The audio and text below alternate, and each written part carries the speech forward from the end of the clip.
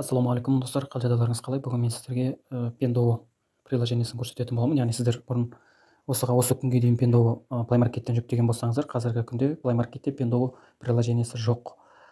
Не себептен екенін білмедім.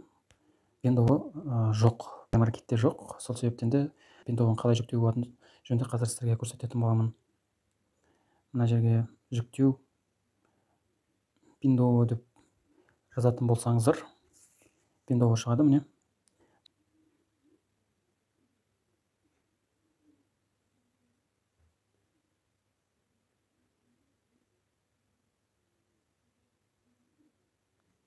Pinduoduo былай жүктеп келеміз да, мына жерде жүктеу батырмасын басамыз.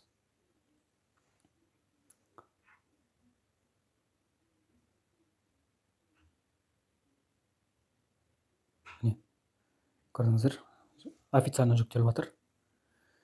Қазір осыны телефонға орнататын боламын. Міне достар, жүктелді, енді готов деймін, ашпаймын.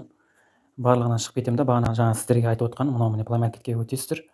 Сосын сіздерге Play Market'ке өткен кезде мынаны оң жақ жоғары жақта өздеріңіздің Gmail аккаунт бөліміне барғаннан кейін мына жерде Play защитіге барасыздар.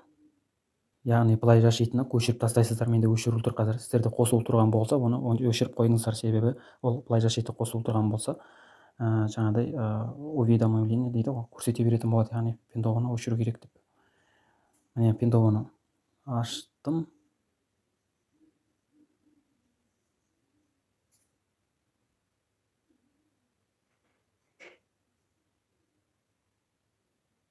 Міне мына жерде біздің қазақстандық номер жоқ, яғни біз өте алмай тұрмын мына жерге. Мен өзімнің номерін жазып өткім келеді, өте алмаймын. Ол үшін мына свернуть дейді ғой, телефондағы бүкіл ашылған приложениенің барлығын жауып тастап, Pinduoduoға қайтадан кіріп көреміз. Міне, төмен жақта жасылды басам, енді шығатын болады Қазақстан.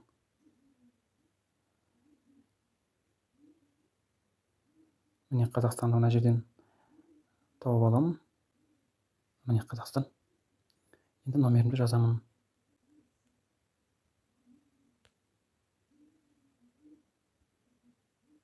Номерім SMS келеді.